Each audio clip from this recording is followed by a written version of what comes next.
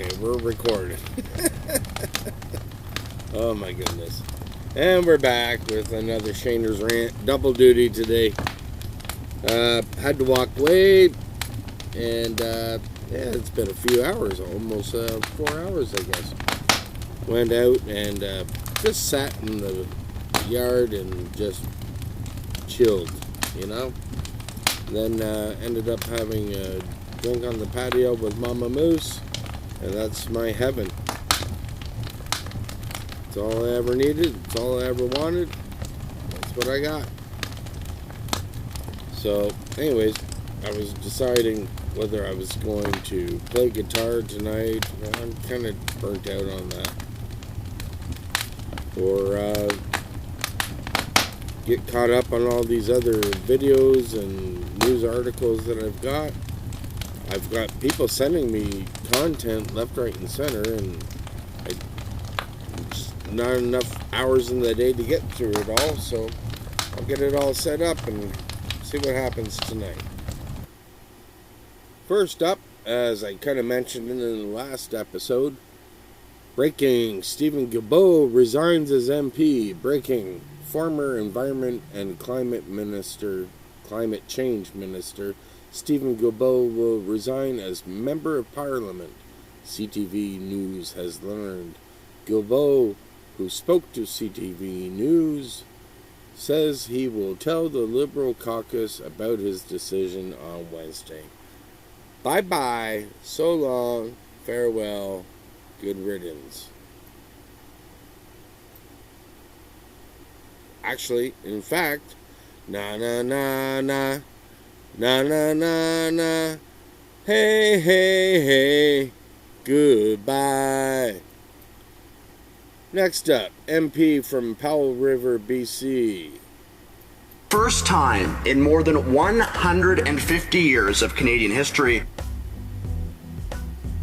a Prime Minister has sought the almost unlimited power of a majority government in Canada, not through a mandate from voters, but through their very deception and deceit, quietly courting a handful of self-interested, duplicitous MPs through backroom deals and who knows what else, effectively overturning the results of an election and concentrating power that the Prime Minister may covet, but is not democratically earned. The result is millions of Canadian voters who are angry and thousands who feel as if their vote was stolen, and I can see why. If you want a majority government in this country, you should have to earn it at the ballot box, just like every other government since 1867 in our country. Hear, hear. First time. We were all done dirty on that one. Next up, and I'm going to try and zoom through all this as fast as I can, Miss Jasmine Lane. You know those moments when somebody accidentally connects all of the dots for you? Take a listen to this. I'll use the remainder of my time to plead to Meta to please do curate an environment online that is, family friendly, not just family friendly, to be honest, one that invites people to positively participate as an elected. We have so many comments on our social media that are, do not create environments that encourage positive discussion. So just wanted to put that out there to you. So let's add some important context, shall we? They were in committee discussing Bill C-22, something that Meta, among many other businesses, have raised concern about when it comes to the government's lawful powers, government overreach, a surveillance state, encryption, what could go wrong? And this Liberal MP, he chose to ask one final question. And it wasn't about how do we best protect the privacy of Canadian citizens, how do we ensure that there's no government overreach that takes place here, that the proper protocols are set up. No. He took that opportunity instead to say, hey, I really want you guys to censor my constituents especially, because as a politician, sometimes people say mean things in my comment sections, and clearly I'm perfect, and those are all just mean, hateful, bigoted people. So can you make their comments disappear so I don't have to see them anymore? Here's the thing. Sometimes democracy isn't always polite. Sometimes people get angry, they get frustrated, they're sad, they're disappointed, and sometimes Politicians deserve criticism. And instead of that MP taking that on the chin, figuring out what he can do to better serve the people in his riding, he takes the opportunity when he's in front of high up people in Meta to say, please make their voices go away so I don't have to listen to them anymore. And honestly, the fact that those were his chosen final words when he had their attention while discussing Bill C-22 tells us a lot more about the intent of this bill than he probably intended. Ouch. That's like an ultimate burn. Please do not ever get on her bad side. Whatever I do, whatever you do. Wow. Moving on. Next up is Brian Lilley. Sorry, Brian. I'm not trying to rip you off, but I'm trying to promote you. Trying to promote at least what you're showing here about Doug Ford. Now, before I go on, I don't know what it is about Doug Ford. He's kind of like a Trump kind of character. Like, I got a love-hate thing for him. He'll do something good, and then he'll do something that is like totally wacko. Then he does something good. Then he does something wacko. It's like, how about some consistency? Anyways, let's play the clip. Premier Doug Ford has some choice words for a judge who's going way too far. Hi, I'm Brian Lilley, political columnist for the Toronto Sun. Maybe you heard some of Premier Ford's words for Justice Michael Gibson out of Waterloo over his decision to say you can't move a homeless encampment in order to build much-needed transit infrastructure. It's the most ridiculous ruling I've ever seen. I wish I could get that guy's address. I'll send 50 encampments in his backyard and see how he likes it. The craziest decision I've ever heard. But there's a lot of crazy decisions coming from our courts lately. This judge, she slipped off the cracker with this guy. I'm sorry, the guy's a few fries short of a Happy Meal, and he just doesn't get it. These just ridiculous decisions. Now, Ford has called this decision beyond ridiculous. He has railed against it, and for good reason. Justice Gibson is all wrong. And as Ford points out, unless this decision is appealed and overturned, nobody can touch this judge. They're accountable to anyone. I'm accountable to every single person. Everyone in this province is accountable to someone. But guess who's not accountable? These lifelong judges that can't be touched. No one can touch them. They can come up with radical decisions that is totally against what the people want. So what is so wrong with this decision? Well, we've got about 30 people who are at a homeless encampment in Waterloo, Ontario. Metrolinx wants to build a much-needed transit hub there, including a GO train station. Work has been delayed about 4 years now because different judges keep saying you cannot move this homeless encampment that was set up during the pandemic. Why? Because they say, well, drugs can't be used in emergency shelters and many motels there where the regional municipality of Waterloo would like to house these people. They don't want people smoking crack in them either. This is not hyperbole. This is not me stretching things. This is right within the decision. Let me read to you the words that Justice Gibson wrote. Emergency shelters are not always appropriate or available for people who lack capacity, have serious mental health and/or substance use issues. That's one quote from Justice Gibson. A few lines later, he says, motels do not provide the level of support required for high needs individuals. Behavioral issues frequently lead to eviction, and unsupervised drug use can lead to overdose with no one nearby to notice or assist, a risk that may be mitigated by the buddy system in the encampment. Translation, you can't move these people because they can't do the drugs they want to do. That's the essence of this decision. This is not a court decision about homelessness. This is about whether the court can intervene and start saying, you have to do specific policy things, government. You have to do things the way that we tell you in terms of how you lay out and deliver public policy. And in this case, they're saying you've got to allow people to smoke their crack, their meth, do their opioids in the emergency shelters or whatever housing that you are giving them. He also goes on later on to describe how you need to provide adequate housing. Again, let me read from the ruling. He writes, adequate housing with all necessary amenities must be provided to all residents prior to eviction. That line turns Canada's charter on its head. Canada's charter is about protecting you from government overreach. That line is saying government must provide you with the services that I, the judge, believe you need to have. In another line, here's what he says. In my view, the time has come that homelessness should be recognized as an analogous ground for the purposes of Section 15 of the Charter. That means that being homeless is the same as your race, your ethnicity, your sexuality, your gender. These are all immutable characteristics, and he's now saying it's got to be the same. But that line, in my view, the time has come, that is not a legal opinion. That is Justice Gibson's personal political opinion. Justice Gibson, here's my message to you. If you want to make pronouncements like that, resign from the bench and run for public office, because you are overstepping your abilities, you are overstepping your responsibilities, and this goes way too far. Wow. Premier Ford was asked if he would use the notwithstanding clause if this is not overturned. He just said stay tuned and they'll continue to look at it, but did hint that this is why the notwithstanding clause is in there. And Premier Ford is absolutely right.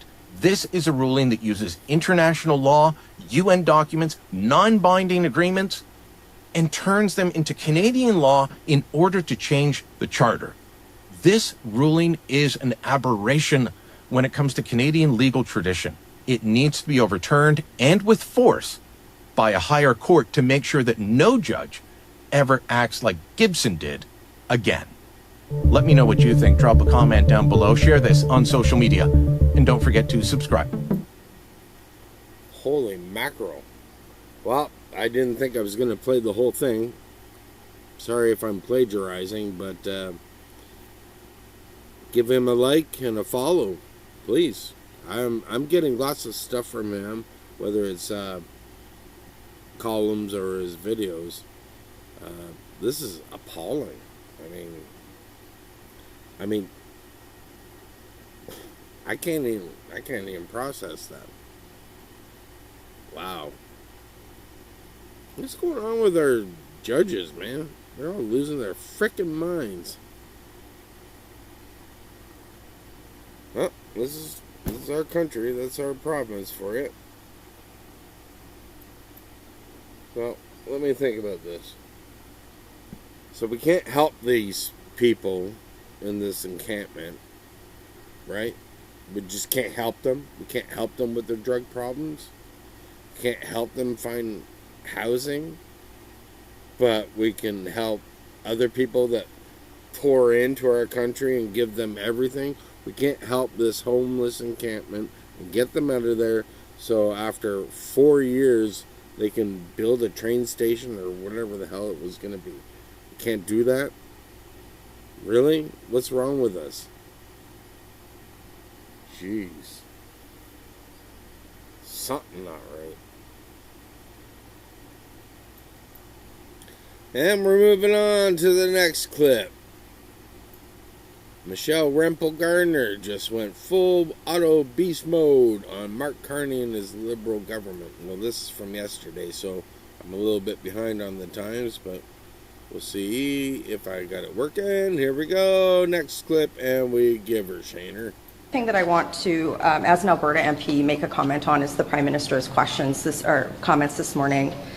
I just want to say this. The Prime Minister and the Liberals, they need some humility at this moment. The reality is that there is a lot of frustration in Alberta after 10 years of Liberal policy that essentially shut down the energy sector's growth and stymied a lot of projects. I want to be very clear. It was the Prime Minister who started an international banking alliance that shut down Alberta oil and gas. He has no right to wag his finger. That makes it worse, and he shouldn't be doing what he did this morning. Also, arguably, he screwed up on Brexit. He came out as part of Project Fear, and it backfired. I would strongly caution him from doing that again, and the tone that he gave this morning was not responsible in that regard. What we need to do right now is that the Liberals need to project hope, not fear. And to do that, they have to start addressing some of the deep and real frustrations of the people of my province. I want to be very clear. Some of the most patriotic Canadians I know are frustrated Albertans. They know that a strong Alberta means a strong Canada, and a lot of people don't understand why the Liberals spent a decade stymieing our economy for no reason. That weakened our entire country, and we're seeing that right now, right? At a time when we could be producing record levels of energy to meet the world's needs at a time of crisis. A decade of Liberal policy not only cost the people of my province jobs and prosperity, it cost our entire country that prosperity. It cost our entire country energy security. But it's not just about energy security. It's not just about these bills which they need to repeal. It's also about equity. I believe that a strong Canada is when we are united in equity. And the reality is it's not all okay right now. The federal Liberals have treated my province for a decade like an afterthought. I've had many, famous quotes about this in the House of Commons over the years, and I've wrote documents warning that this would happen if the Liberals didn't take action to show some hope for that equitable Canada. So what I'm calling on the Prime Minister to do is he has no right to wave his finger. There's one person who can unite the country right now, and one job it is, and it's Mark Carney's, but he can't just wag his finger. He has to project real action. Tell Albertans when a shovel is going to go in the ground for pipelines.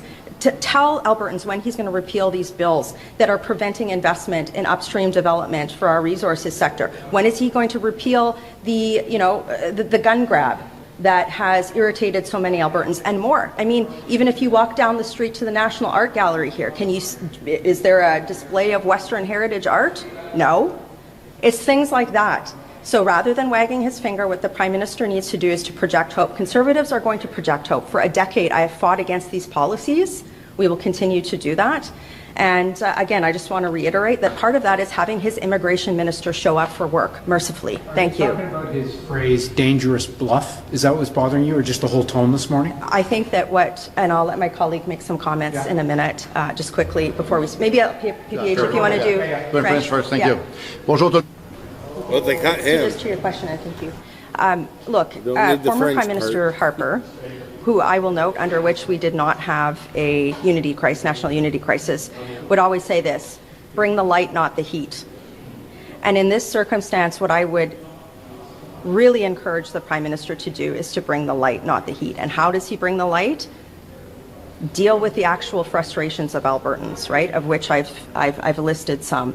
So I would just tell him that perhaps his tone was off this morning, and to have a care to bring the light, not the heat. When we see him practically, will you be actively, Willie Tampa with the Western Standard, will you be actively campaigning for the Federalist side in Alberta? So for a decade, I have fought here, and I've had a front row seat to watch the Liberal government actively campaign against my province, right? And actively pit regions against each other. I have always campaigned for a united Canada that is united in equity. And, when I talk about what the question is, like what the Liberals need to do, it is the Liberals who need to do this. So I'm going to continue, as I have for a decade. And, these are the exact remarks our party leader gave this week. We are going to push the Liberals to address the problems so that Canada can be united in equity. Thank you. We saw Mark Carney and Danielle Smith basically lay out a timeline for construction to begin on a pipeline. A day later or so, Danielle Smith comes out and announces his referendum question. I guess I'm wondering, clearly that wasn't enough to stop the referendum question from happening. Yeah, but there's no shovel in the ground date. I disagree with you. Yeah. No, that's what I'm asking. Like, what more do you want to see him do? I mean, look, there's several things. First of all, on the same day that they made an announcement to look at a project maybe sometime and maybe give it an approval, we had other countries announce that they were going to build an entire pipeline like the Emiratis did on the same day in that period. So, why wouldn't they just designate it in the national interest on day one? Why does it have to wait 3 months? He needs to give that pipeline approval, the permit, the day that proposal comes in. Those are the sort of assurances we need to hear. And more so, we also need to make sure that there's production to fill the pipeline. So that means repealing these laws, which has stymied investment and jobs, not just for Alberta, but for the entire country. It's not just Albertans that work in the energy sector, right? It's not just Albertans that benefit. Like, literally, the Liberals have campaigned against the entire country for a decade by shutting off access to our natural resources.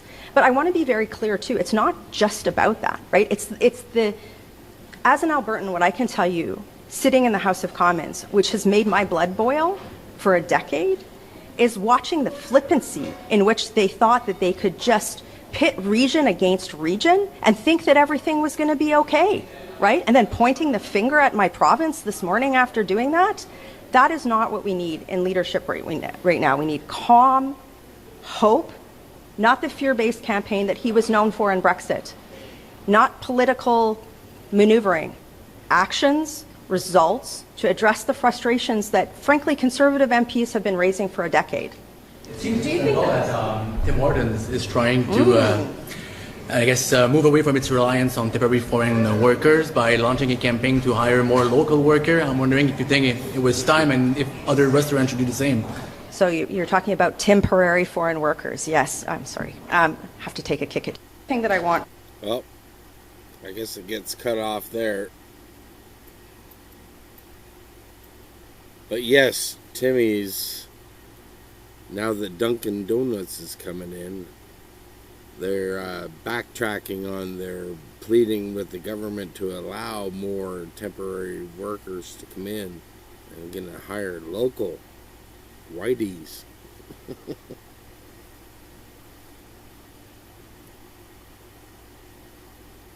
I guess people are really revolting against Timmy's. It doesn't affect me personally in a way that I don't go to Timmy's. I just don't.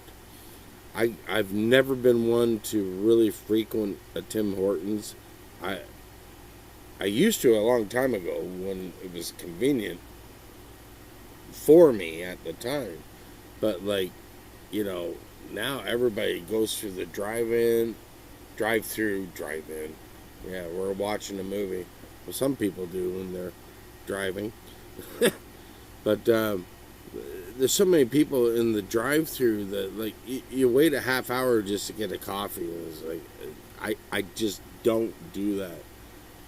I'm also in I'm in an area where I have to go somewhere just to get a coffee. Well, if I really want a Timmy's, I'll put it in my Keurig. But anyways, that's me. I don't see what the big to-do was about a Timmy's. I'm fine with country style, and I just don't drink coffee out. I'm just one of those people. I don't have an opportunity. It's not like anybody goes, ring, ring, hey, Shaner, you want to go for a coffee? Never. Nobody ever goes, hey, you want to go for a coffee? I don't go for a coffee. I just don't. I'm lonely. Moving on. I'm back. Was I gone? Yes, I was. Yes, I was. But not for long. Anyways, the next story is, now, I've been afraid of the AI thing. You know, all the worst stories, Terminator and all that stuff. What was that other movie? Oh, shit. I lost it. Oh, I gotta put it on pause. Oh yeah, The Matrix. The Matrix. Oh, shit. Now something else popping up. I love it when I just kind of gently glance on the computer and stuff pops up. Aren't you supposed to just be able to click? Anyways, yeah, I'm meandering. So, like, I knew AI was going to be an issue. And, you know, it's all the futuristic movies coming true. And, you know, as if that wasn't a problem, I didn't realize what an issue these data centers were going to be. It's new to me. Apparently, it's going to be a real problem, folks.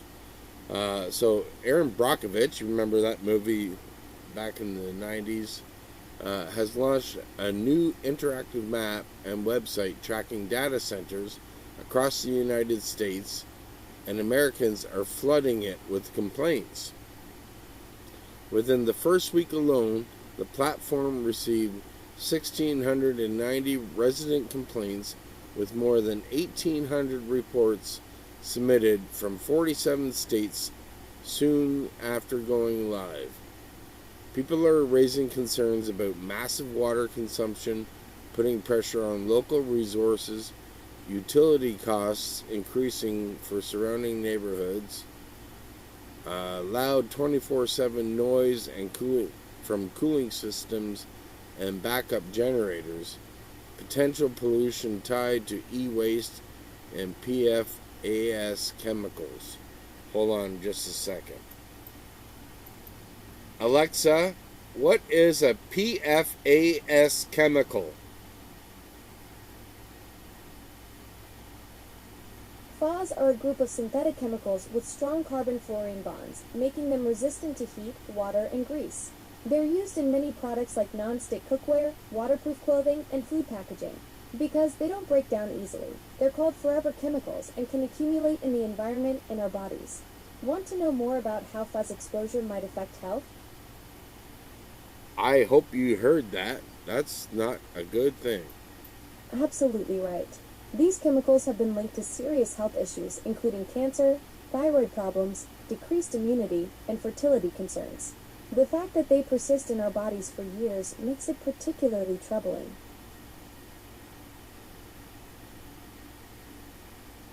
That's from my Alexa. She's telling me this. Thank you, Alexa.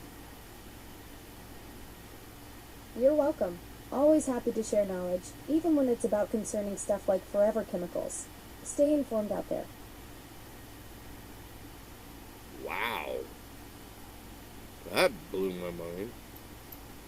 So this is the same Aaron Brockovich, for all of us that are old enough to remember, who helped secure a historic $333 million settlement against PG&E after contaminating drinking water devastated California community in the 1990s. The new map tracks existing, proposed, and under construction AI data centers while allowing residents to upload photos, locations, and first-hand reports. As AI infrastructure rapidly expands nationwide, many communities are beginning to question the environmental and financial price that comes with it. Yeah, is this going to be worth it, folks? Do we really need to advance this way? I didn't know about this. I'm not liking this at all. And we're back. Oh, we're getting on in time, so I couldn't be bothered to pulling up the picture of the ropers today. It was too much effort. I exited out of the picture, and I would have had to find it. So let's go on with the jokes anyways. And normally, like I said, you wouldn't see the laughing tracks and everything, but it's a new setup, and you get to see what all I do. This would have been done on a different computer, but this is a simple concept, and it's just easier. First joke. I once saw a video of a woman holding up a sign that said, "I love you, Stevie," at a Stevie Wonder concert. I think about that a lot.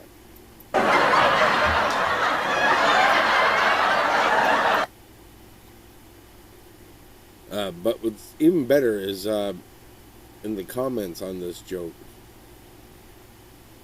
She was wanting to go on a blind date. Oh, this one. This is good. She could have made the sign spelled out in BRIAL.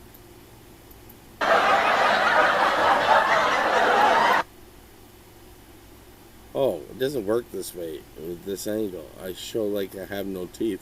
That's not good. Oh, yeah, this was good. I don't know if this is for real, but this guy says, I did security for rail chart. Have another beer. Start over. I did security for Ray Charles in 1993, and the limo driver held up a sign saying, Ray Charles. When I told him he's not going to see it, he asked me, oh, shit. He asked me, should I make the letters bigger?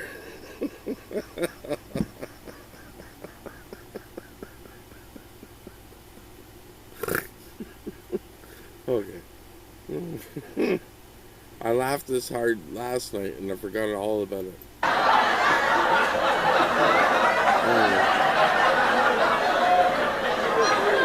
Oh, okay. That's... oh, man. I'm sorry. I'm sorry, but that is funny. Not sure if I have another joke. Okay, last one.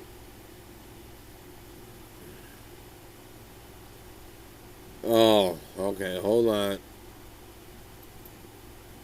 Now you're seeing me actually do it. Switching. Crowd booing. This is a stinker coming up. You know what? I opened a bag of frozen peas and a few rolled onto the floor. They were escapees. Oh, what happened to my boo?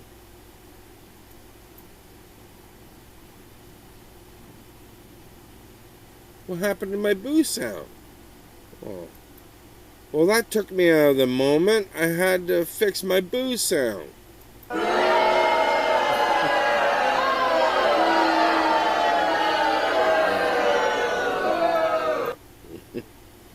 Still funny, escapees. But I was laughing, and it kind of ticked me off that my boo sound wasn't working. Anyways, what was it, 8:36?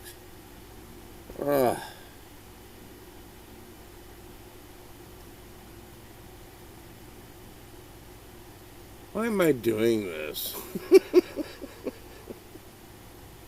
Why do I do this? Anyways.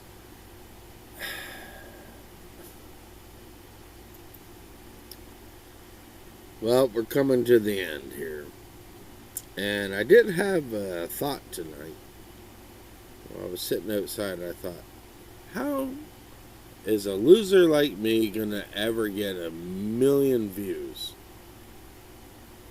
Well, if I make 1 million videos and I click on it myself one time each,